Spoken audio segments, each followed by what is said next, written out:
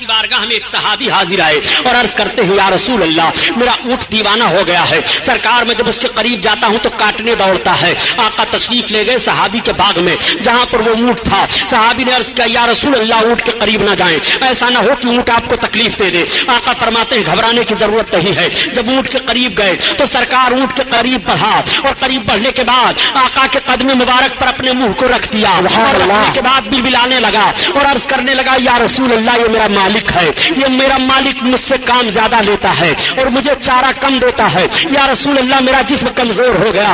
ایک صحابی سنو، یہ اونٹ مجھ سے کہہ رہا ہے کہ تم اس کو چارہ کم دے رہے ہو اور اس سے کام زیادہ لے رہے ہو، یہ کمزور ہو گیا ہے، تم اس کو چارہ زیادہ دیا کرو، جب یہ توانا ہو جائے تب تم اس سے کام لینا۔ اسی موقع پر میرے آقا نے ارشاد فرمایا کہ تم اپنے جانوروں کو دن بار رات میں 70 بار دانا اور پانی دیا کرو۔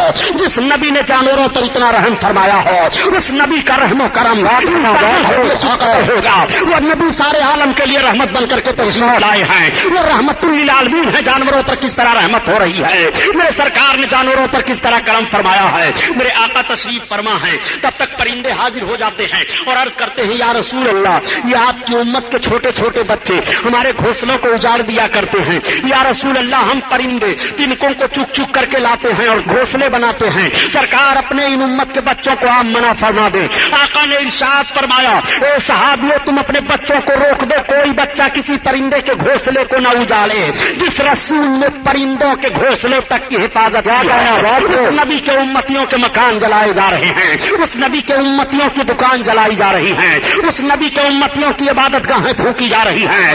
میں کہنا چاہتا ہوں رسول کائنات نے کتنا رحم و کرم فرمایا ہے جانوروں پر، سرکار نے کتنا کرم فرمایا ہے ان دو زبانوں پر۔ آقا کریم صلی اللہ تعالی علیہ وسلم سب کی زبان سمجھ رہے ہیں، شیر چیتے تعظیم کر رہے ہیں، درخت نبی کے قدموں پر جھک رہا ہے۔ اسی لیے تو اعلیٰ حضرت عظیم البرکت فرماتے ہیں اے لوگوں جب نبی کونین جانوروں کی فریاد کو پہنچ رہے ہیں تو نبی کی بارگاہ میں امتی فریاد کرے تو نبی امتی کی فریاد کو کیوں نہیں پہنچیں گے؟ اسی لیے تو اعلیٰ حضرت عظیم البرکت فرماتے ہیں کہ فریاد امتی جو کرے حال زار میں ممکن نہیں کہ خیر بشر کو خبر نہ ہو، خیر بشر کو خبر نہ ہو۔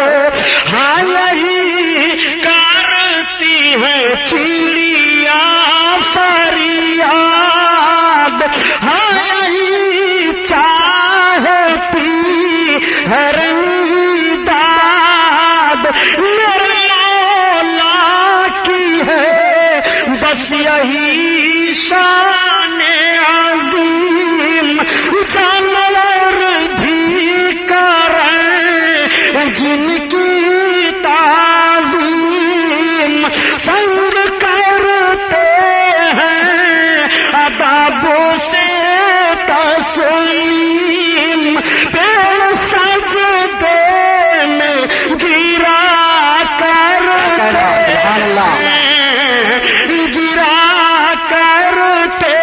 ہیں۔ سبحان اللہ۔ وسلم کی عمر شریف 4 برس کی ہو گئی ہے۔ نبی کونین صلی اللہ تعالیٰ علیہ وسلم کی عمر شریف 4 برس کی ہے۔ ایک روز میرے سرکار پہاڑی کے ایک چٹان پر تشریف لے گئے، تب تک پھر حلیمہ کے بچے دوڑے دوڑے آئے اور عرض کرتے ہیں ارے امی آج تو بڑا گڑبڑ معاملہ ہو گیا۔ حلیمہ نے کہا وہ کیا؟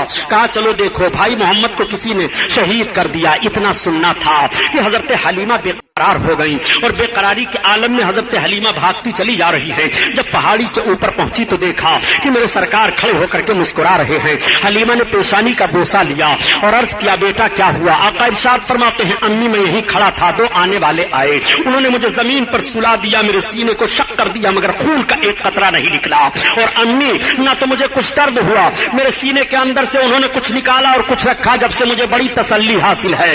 میرے آقا کے مقدس سینے کو حضرت حلیمہ دیکھ رہی ہیں تو ٹانکے لگے ہوئے ہیں۔ رب تعالیٰ نے اس واقعے کو قرآن میں بیان فرمایا، الم نشرح لک صدرک، اے محبوب کیا تمہارے مقدس سینہ کو رب تعالیٰ نے کشادہ نہیں فرمایا؟ یہ واقعہ قرآن میں بھی بیان ہوا ہے۔ جب یہ معاملہ پیش آیا تب حضرت حلیمہ اب گھبرا گئی۔ اب حضرت حلیمہ نے प्लान बना लिया और पूरी आबादी में ऐलान कर दिया कि अब मैं मोहम्मद को उनके दादा के पास वापस लेकर के जा रही हूँ। हलीमा सादिया सरकार को वापस लाने का इरादा कर लेती है। पूरी आबादी में खबर फैल जाती है। आबादी के तमाम मर्द तमाम औरतें आ जाती हैं। औरतें अपने गोदों में बच्चों को लेकर के आती हैं। ए हलीमा, जब से ये आए थे हमारे बच्चे नजर बद से महफूज थे, इनका हाथ हमारे बच्चों के सर पर रख दो। मेरे आका सल्लल्लाहु अलैहि वसल्लम उन बच्चों के सर पर अपना दस्ते नबूवत रख रहे हैं। रावी का बयान यह है कि नबी कौनैन ने हलीमा के घर से चलते हुए जिन बच्चों के ऊपर दस्ते नबूवत रखा था, जब मेरे सरकार ने ऐलान नबूवत फरमाया तो वो सारे के सारे लोग इस्लाम में दाखिल हो गए थे। ये बरकत है मेरे सरकार के दस्ते नबूवत की। इसीलिए तो आला हजरत अजीमुल बरकत फरमाते हैं कि तुम अपने आका के दस्ते नबूवत को देखना चाहते हो, खुदा कसम, खुदा की कसम, नबी के दस्ते नबूवत का हाल यह है कि हाथ जिस्म उठा कर दिया मुझे बहार समात पे लाखों सलाम, लाखों सलाम। अल्लाह अल्लाह। आकाए करीम सल्लल्लाहु ताला अलैहि वसल्लम को लेकर के हजरत हलीमा सादिया अब मुकम्मल तैयारी कर लेती हैं। सारी आबादी के लोग आए हैं अलविदा पेश करने के लिए। आका को हलीमा सादिया लेकर के चल रही हैं। औरतें भीग गई हैं रोते रोते, उनकी पलकें, मर्दों के पलकें भीग गई हैं रोते रोते। ए हलीमा, बरकत वाला बच्चा तुम लेकर जा रही हो। हलीमा, हमारी आबादी कितनी खुशहाल थी। हलीमा, हम किसी मुसीबत परेशानी में नहीं थे। हलीमा, जब से आए थे हमने बीमारी का मुंह नहीं देखा था। हलीमा, इनको तुम लेकर के जा रही हो। हलीमा सादिया अब अपनी आबादी से सरकार को लेकर के चली हैं। हलीमा चलती चली आ रही हैं। एक मंजिल पर ऐसी जगह हजरत हलीमा पहुंची कि पहाड़ी के दरमियान एक कुआं था। उस कुएं पर एक औरत ज़ारो कतार रो रही थी। तब तक हलीमा सादिया पहुंच गई। हजरत हलीमा को औरत देखती है तो बढ़ करके लिपट जाती है और अर्ज करती है, ए आने वाली खातून, तुम कौन हो? हजरत हलीमा ने पूछा, पहले वो तुम बताओ तुम्हारे आंसू क्यों गिर रहे हैं, तुम ज़ारो कतार रो क्यों रही हो? उसने कहा, बहन, कुएं के अंदर देखो अभी पानी हचकोले खा रहा है। ए बहन, मैं भी सामने वाली आबादी में जा रही थी। ए बहन, मामला यह है कि मेरी गोद में मेरा अकलौता बच्चा था, वो प्यासा था, प्यास से उसकी जबान बाहर आ रही थी। कुएं को देख करके मैं कुएं के दरार पर खड़ी हुई, झांक करके देखने लगी कि पानी कैसे निकाल सकती हूँ। तब तक मेरा बच्चा मेरी गोद में उछला और अचानक मेरी गिरफ्त ढीली पड़ गई, मेरा बच्चा कुआं में चला गया। ए औरत, अगर मैं छलांग लगाती हूँ तो मेरी भी जान जाएगी, हाय मेरी मदद करो। हजरत हलीमा सादिया फरमाती है, तुम घबराओ नहीं, मेरा नाम हलीमा सादिया है। ये मेरे साथ जो चल रहे हैं मोहम्मद इब्न अब्दुल्ला, सरदार कुरैश अब्दुल मुत्तलिब के पोते हैं। तब तक हजरत हलीमा सरकार की तरफ देख कर अर्ज करती हैं कि बेटा क्या होगा, अभी नबूवत और रिसालत का ऐलान नहीं हुआ है, अपने आका मेरे सरकार कुएं के दरार पर खड़े हुए। खड़े होने के बाद पानी को देखते हैं, देखने के बाद लुआब पाक सरकार ने पानी में डाल दिया। मुकद्दस फूक पड़ना था कि कुआं का पानी उछाल मारता है, उछाल के साथ डूबा हुआ बच्चा भी वापस आ रहा है। औरत दौड़ करके कदम पर गिर पड़ती है और अर्ज करती है, ए हलीमा, तुम अपने साथ बच्चा लेकर चल रही हो कि कोई फरिश्ता लेकर चल रही हो? हलीमा ने कहा, तुमने यही एक वाकया देखा, तुम घबरा गई हो। ऐसे ना जाने कितने वाकयात मैंने देखे हैं, इन्हीं बुनियाद पर तो इनको इनके दादा के पास लेकर के जा रही हो। चुनांचे अर्ज करने का मतलब यह है प्यारे कि मेरे सरकार ने अपना लुआब शरीफ ही कुआं में क्यों डाला? वैसे ही सरकार फरमा देते बच्चा बाहर निकल आता। तो बयान किया जाता है कि उस कुएं का पानी खारी था, मेरे सरकार का लुआब शरीफ पड़ गया तो कुएं का पानी मीठा हो गया। ऐसा मीठा हुआ कि कोई पानी उसके मिसाल में नहीं है। मेरे सरकार ने मदीना शरीफ के कुएं में लुआब शरीफ डाला था, उस वक्त भी पानी मीठा हो गया था। आला हजरत अजीमुल बरकत इसीलिए फरमाते हैं कि यह नबी का मुकद्दस थूक है कि अगर पानी में पड़ जाए, पानी खारी हो तो मीठा हो जा रहा है, उस पानी को पी लो तो सेहतमंद हो जाओ, उस पानी को पियो तो प्यास दूर हो जाए, उस पानी का कोई मुकाबला नहीं कर सकता है। नबी का लुआब शरीफ पड़ा है, इसीलिए तो आला हजरत अजीमुल बरकत फरमाते हैं कि जिससे खारी करीम सल्लल्लाहु ताला अलैहि वसल्लम को लेकर के अब हजरत हलीमा सादिया चली। जब मक्का शरीफ एक मंजिल रह गया तो हलीमा सादिया, धूप की शिद्दत थी, पहाड़ियों के पास झाड़ियां थी, वहां सरकार को ठहरा देती हैं और अपनी जरूरत से चली जाती हैं। मेरे आका मक्का शरीफ का रास्ता ले लेते हैं। अब हलीमा सादिया जो घूम करके आ रही हैं तो हलीमा ने देखा कि मोहम्मद वहां पर हैं ही नहीं। हलीमा बहुत परेशान हो गई, चीखने लगी, चिल्लाने लगी और आवाज देने लगी सरकार को। हलीमा रो रही है पहाड़ियों के दरमियान, हलीमा चीख रही है, चिल्ला रही हैं, रोती हुई पहाड़ियों के दरमियान चल रही थी कि एक बूढ़ा अरब मिला। उसने पूछा, खातून तुम कौन हो? हलीमा ने बताया कि मैं हलीमा सादिया हूँ, मैं कबीले साद से आ रही थी, मेरा बच्चा गायब हो गया है। उसने कहा, ये चलो पहाड़ी के अंदर एक हमारा खुदा है, एक बुत रहता था, चलो तुम उसके सामने अपनी फरियाद पेश करो, वो बता देगा कि तुम्हारा बच्चा कहाँ है। जैसे हलीमा को लेकर के गया, उसने कहा, ए हमारे माबूद, ये हलीमा औरत है, इसका बच्चा गायब हो गया है। ये मक्का अपने बच्चा को लेकर के जा रही थी। जैसे इतना सुनना था कि वो बुत थरथरा करके गिरा और उसके अंदर से आवाज आई, उनकी बात कर रहे हो कि जिनके नक्शे कदम पर चल करके गायब हुए लोग रास्ता पाएंगे, वो गायब होने वाले नहीं हैं, वो भटकने वाले नहीं हैं। हलीमा वहां से हट आई। अब ये इत्तला मक्का में भी पहुंच गई थी। मामला ये हुआ कि मेरे सरकार जब उस हाल झाड़ी से गए तो रवायतों में बात आती है कि अबू जहल आ रहा था। उस वक्त उसको अबू जहल नहीं कहा जाता था, बल्कि पूरे मक्का में वो अबुल हकम कहा जाता था। वो आ रहा था, उसने देखा, जैसे देखा तो पूछा सरकार से। आका ने बताया कि मैं मोहम्मद इब्ने अब्दुल्ला हूँ। इतना सुनना था, वो अपनी सवारी से उतर पड़ा और उतरने के बाद सरकार को बैठा लिया और आगे बैठ करके चलने लगा। अब सवारी नहीं चल रही है, वो बहुत परेशान हो गया। फिर सरकार को आगे बैठाया और पीछे अपना बैठा। अब सवारी हाँक रहा है तो सवारी भागती चली जा रही है। गोया उस सवारी को भी मालूम है कि दुश्मने रसूल आगे बैठे और सरकार पीछे बैठे, मैं नहीं जाऊंगी। मेरे सरकार जब आगे बैठ रहे हैं और दुश्मन पीछे बैठा है, अब सरकार को लेकर के सवारी भाग रही है। मक्का में इत्तला पहुंच चुकी थी कि हलीमा सरकार को लेकर के आई थी और रास्ते में कहीं मेरे आका गायब हो गए। आका के दादा जान हजरत अब्दुल मुत्तलिब भी तैयारी करके निकलने वाले थे। तब तक अबू जहल पहुंच गया और पहुंचने के बाद कहा, ये सरदार कुरैश, ये लीजिए आपके पोते मोहम्मद हैं। ये मैं नहीं जानता कि ये मेरे साथ क्या करेंगे, लेकिन ऐसा ऐसा मामला पेश आया है। उस जालिम को क्या खबर है कि बद्र के मकाम पर तलवार इसे काटेगी? उस जालिम को क्या खबर है कि गड्ढे में डाला जाएगा? उस जालिम को क्या खबर है कि सबसे बड़ा मक्का का दुश्मन सरकार का यही होगा? अबू जहल ने ये कहा हजरत अब्दुल मुत्तलिब से और कह करके फिर ये चला गया। अब आप आयत करीमा तिलावत कीजिए। मुफस्सिरीन की एक जमात का कहना है, वो वजद का दालन फहदा, ए महबूब हमने तुम्हें खुद रफ्ता पाया, अपनी मोहब्बत में तो तुम्हें राह दी। आला हजरत ने ये तर्जमा किया है। इस आयत करीमा की तफसीर करते हुए मुफस्सिर फरमाते हैं, ए महबूब जब तुम हलीमा सादिया से मक्का के करीब पहाड़ी में अब गायब हुए थे तो हमने तुम्हें अपनी तरफ राह दे दी है। वो वजद का दालन फहदा, ए महबूब तुम्हें हमने राह दे दिया है। आका करीम सल्लल्लाहु तआला अलैहि वसल्लम चले आ रहे हैं। अब दादा जान की गोद में पहुंच गए। तब तक हलीमा सादिया भी रोती चिल्लाती हुई पहुंची। हलीमा सादिया को इल्म हो गया कि मेरे आका अपने दादा के पास पहुंच चुके हैं। उस वक्त मेरे सरकार की उम्र शरीफ 5 बरस की बताई जा रही है।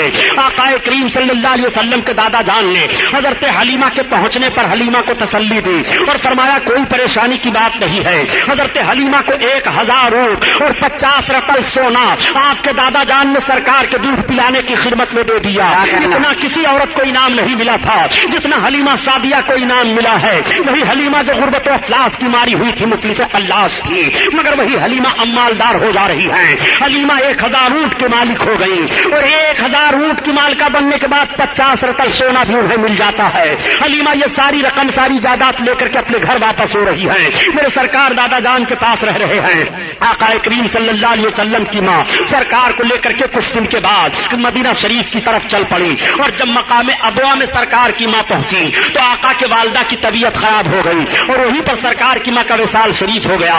वहीं पर आपके मज़ार अनवर को की जियारत हुई, लेकिन चंद साल हुए कि वहां पर दो खबीस हुकूमत ने आका के वालदे करीमा के मज़ार पाक को ढा दिया। माज़अल्लाह आका करीम सल्लल्लाहु तआला अलैहि वसल्लम के माँ की एक कनीज थी, वो सरकार को मक्का वापस लेकर के चली आई, मदीना नहीं गई। अब मेरे सरकार अपने दादा जान के पास रह रहे हैं। दादा जान को सरकार से बड़ी मोहब्बत है। जब तक हजरत अब्दुल मुत्तलिब सरकार को खिला नहीं देते हैं, खुद खाते नहीं। जब तक मेरे आका सो नहीं जाते हैं तब तक हजरत अब्दुल मुत्तलिब सोते नहीं हैं। वो जहां जहां चलते हैं सरकार को साथ लिए रहते हैं। एक मर्तबा कहत का पड़ना था, बारिश रुक गई। तमाम लोगों ने कहा, ए सरदार कुरैश इस वक्त बारिश नहीं हो रही है।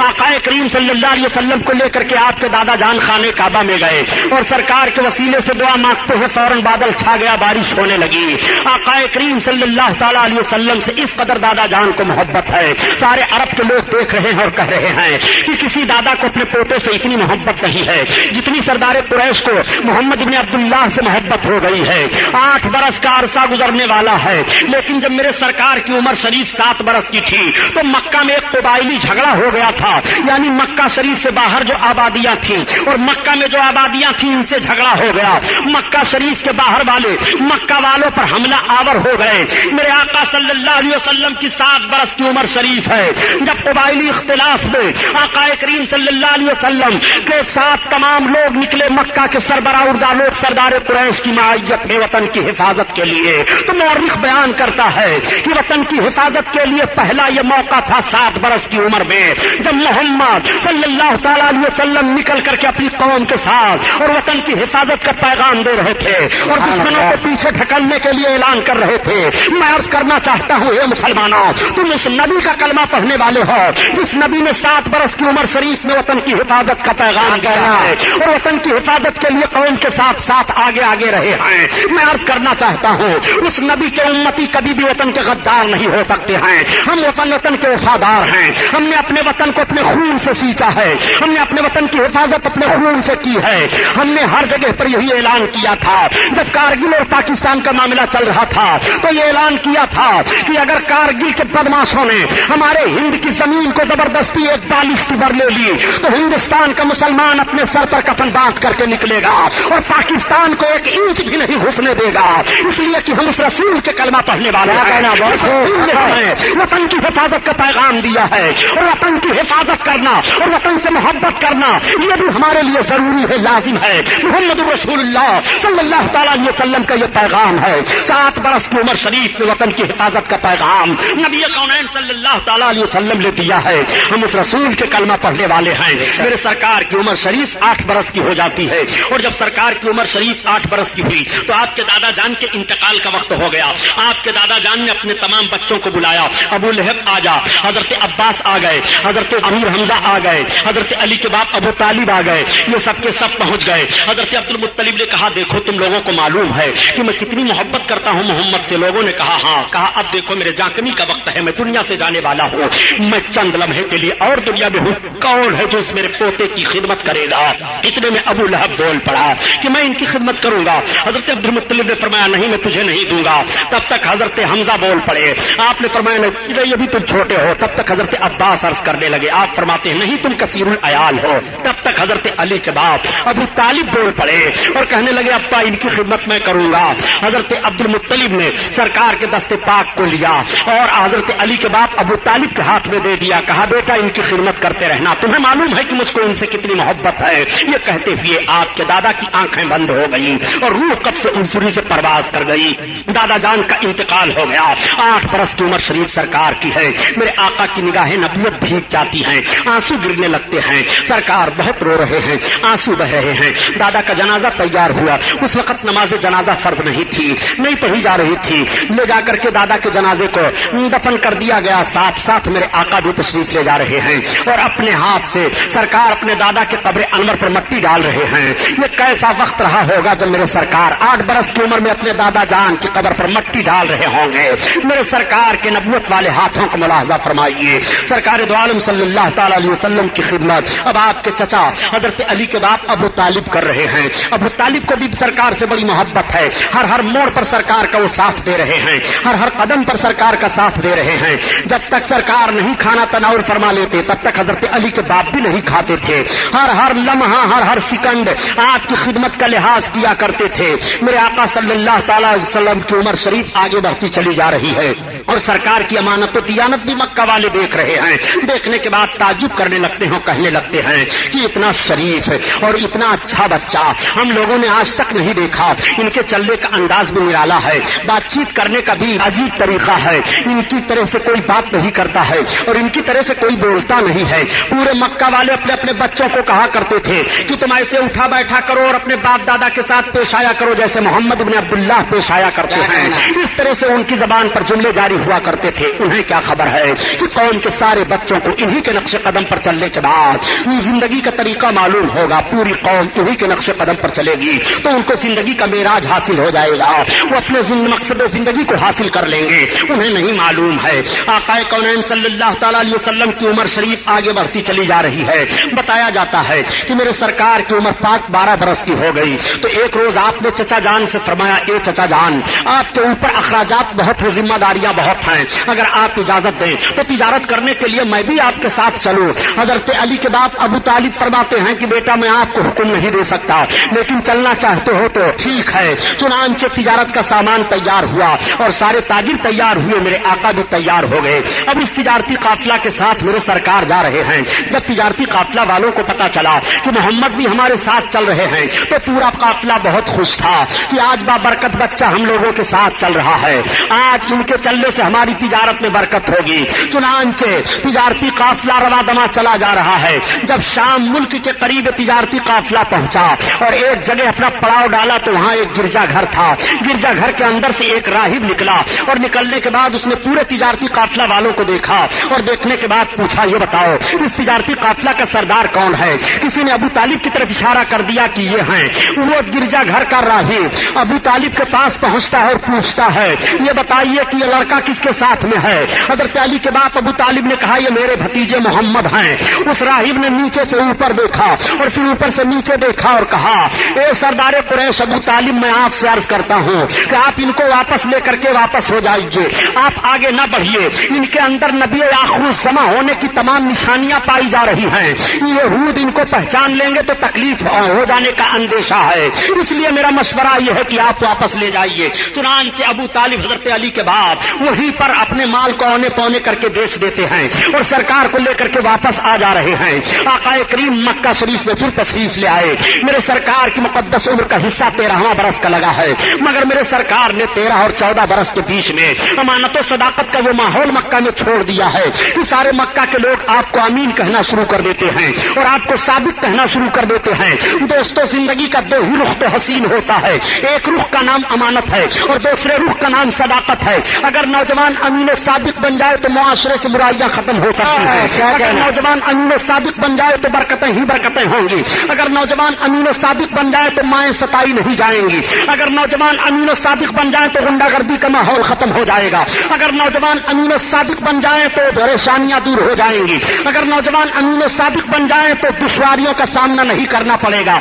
अगर नौजवान अमीन और सादिक बन जाए तो अय्याशियों के अड्डों पर आग लग सकती है, शराबखोरी का माहौल दूर हो सकता है। जिंदगी का दो ही रुख तो अजीम शान होता है, एक रुख का नाम अमानत है और दूसरे रुख का नाम सदाकत है। पैगंबर इस्लाम सल्लल्लाहु तआला अलैहि वसल्लम ने अपनी 13 बरस की उम्र शरीफ में अमानत और सदाकत का एक अजीम शान माहौल पेश फरमाया है। ए नौजवानों, तुम्हें अमीन बनकर के जीना चाहिए, तुम्हें सादिक बनकर के जीना चाहिए। मक्का वालों ने देखा कि मोहम्मद की जबान पर कभी भी कोई जुमला गलत नहीं आया है। मक्का वालों ने देखा कि मोहम्मद ने कभी भी अमानत में खयानत नहीं की है। जो चीज इनके पास रखी जा रही है वो बहु उसी हालत में पाई जा रही है। जो वो कह रहे हैं सच कह रहे हैं, कभी उनकी जबान पर गलत अल्फाज नहीं आए हैं। इस बुनियाद पर आप सादिक कहे जा रहे हैं, आपको अमीन कहा जा रहा है। मेरे सरकार इतने रहम दिल हैं कि एक रोज मेरे आका मक्का की गलियों से गुजर रहे थे, नौजवान अपनी बीवी को मार रहा था। सरकार की निगाह पड़ी, आका ने फरमाया, खबरदार तुम औरत को ना मारो। क्या तुम औरत को मार रहे हो? तुम नौजवान हो, वो तुम्हारी बीवी है, तुम अपनी औरत को मार रहे हो। आखिर तुम भी इंसान हो, वो भी इंसान है। उस नौजवान ने कहा, ए अमीन और सादिक मोहम्मद, आप आ गए तो मैंने छोड़ दिया इसको मारना, वरना सोचा था कि इसकी हड्डी पिछली तोड़ डालूंगा। उस औरत ने देखा, देखने के बाद कहा, आह ये कितने अच्छे नौजवान हैं, जब इनको दूसरे की औरत के साथ इस तरह रहमदिली है तो अपनी बीवी के साथ ये किस तरह रहमदिल से पेश आएंगे। इनका माहौल अपनी बीवी के साथ कैसा होगा। एक रोज मेरे सरकार तशरीफ ले जा रहे हैं, एक मालिक अपने गुलाम को मार रहा है। सरकार की निगाह पड़ी, आका ठहर गए, फरमाते, खबरदार मालिक से गुलाम को मारो नहीं, तुम गुलाम को मार रहे हो, इंसान हो, ये भी इंसान है और इतना जुल्म कर रहे हो। उसने कहा, ए मोहम्मद, अगर आप ना आए होते तो आज मैंने सोचा था कि इसके जिस्म की चमड़ियां उधेड़ डालूंगा, मगर आप आ गए तो अब मैं नहीं मारूंगा। उस गुलाम ने एक आह ली और अर्ज किया, आसमान और जमीन के मालिक, ये कैसे अरब हैं, जब इनका रहमो करम दूसरे के गुलाम के साथ ऐसा है तो अपने गुलाम के साथ ये कितना रहम करते होंगे। काश ऐसों की गुलामी मिल जाए तो जिंदगी का मकसद मकसद हासिल हो जाए। गुलामों को क्या मालूम कि गुलामी की जंजीरें यही तोड़ेंगे, आजादियां यही देंगे, सबको आजादी इन्हीं से हासिल होगी। उनको मालूम नहीं है, मगर मेरे आका एक शाहराह मुतय्यन फरमा रहे हैं, दस्तूर हयात दे रहे हैं। आका करीम सल्लल्लाहु ताला अलैहि वसल्लम चले जा रहे हैं। 15-14 बरस की उम्र शरीफ मेरे आका की है। पूरे मक्का में आपकी अमानत और सदाकत का शोहरा हो गया है। अमानत और सदाकत की एक बात और अर्ज करता चलो मुसलमानों, तुम नौजवान हो, अमीन बनकर जियो, तुम सादिक बनकर के जियो। जब मेरे सरकार ने ऐलान नबूवत फरमाया और तमाम लोग जमात दर जमात इस्लाम में आने लगे, हजरत खालिद बिन वलीद रज़ी अल्लाह ताला अन्हु बड़े अजीम सहाबी गुजरे हैं। जब ये दामने इस्लाम में आए और फौज के सिपह सालार मुंतखब हुए तो मुल्क रूम पर हजरत खालिद बिन वलीद ने एक मरतबा हमला किया था रूम के एक शहर पर। आपने जब उस शहर पर हमला किया तो उस शहर के सारे पादरी बाहर निकल आए और निकलने के बाद उन पादरियों ने इस्लामी लश्कर के एक नौजवान से कहा, ए लश्करी ये तो बताओ कि तुम्हारी फौज का सिपह सालार कौन है? किसी ने बता दिया हमारी फौज का सिपह सालार वो है। हजरत खालिद बिन वलीद के पास पादरी जाता है और उसने कहा, आप इस्लामी फौज का सिपह सालार हो? हजरत खालिद बिन वलीद ने कहा, हाँ मैं भी इस्लामी फौज का खादिम हूँ, बताइए कहना क्या है? उन पादरियों ने कहा, खालिद बिन वलीद सुन लो, हम आपसे जंग नहीं चाह रहे हैं, हम आपसे तलवार नहीं चलाएंगे। हम शहर के वो 8 पादरी हैं कि अगर हम लोग अपने पूरे शहर वालों से कह दें तो मर्द औरत बूढ़े बच्चे जीत हो या हार हो ये बात तो अलग है, मगर हमारा कहना इतना मानते हैं कि वो अपने सर पर कफन बांध करके निकलेंगे, लेकिन हम आपसे लड़ाई नहीं चाहते हैं। तो हजरत खालिद ने फरमाया, फिर क्या चाहते हो? कहा, हम ये चाह रहे हैं कि आप अपनी फौज को लेकर के सवेरे सवेरे हमारे किला के दरवाजा पर आ जाइए और किला के दरवाजा को पार कर जाइए, हमारी बाजार से गुजर जाइए। जब आप गुजर जाएंगे अपने लश्करियों को लेकर के तो हम आपको हवाले किला कर देंगे और हम सब आपके हवाले हो जाएंगे। हजरत खालिद बिन वलीद ने फरमाया, ये तो बहुत आसान शर्तें हैं, मुझे मंजूर हैं। हवारियों ने और लश्करियों ने कहा कि ऐसा तो नहीं है कि इसके पीछे कोई जंगी दाव पेच हो।